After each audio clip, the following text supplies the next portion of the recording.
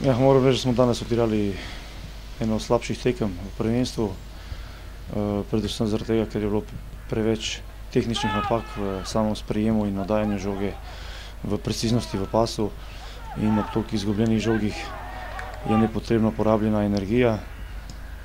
in potem normalno, da pride do dekoncentracije in ne glede na to, da smo si v drugem polčasu več ali manj igrali na en gol, imeli 15-20 prekinitev, tudi prišli do zaključnih udarcev, ampak če ne zadaneš okvira gola oziroma če nisi tisti na žogi, da jo poskušaš tudi na silo poriniti v gol, na koncu pride v nogometu kazen, tako je tudi nam prišla, isto s prekinitve, vendar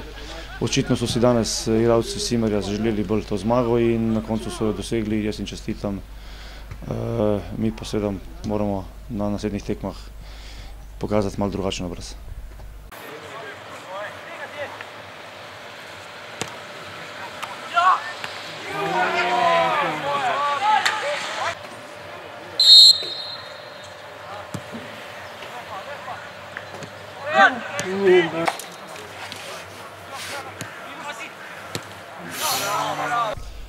Moramo priznati, pričakovali smo zmago, vendar se je nasprotnik predstavil kot zelo čvrst, zelo dobro držijo žogo in z njimi smo imeli veliko težav. Na koncu tudi izgubili. Mi svojih šans nismo izkoristili in to je zasluženo, mislim, da smo zasluženo izgubili. Bravo!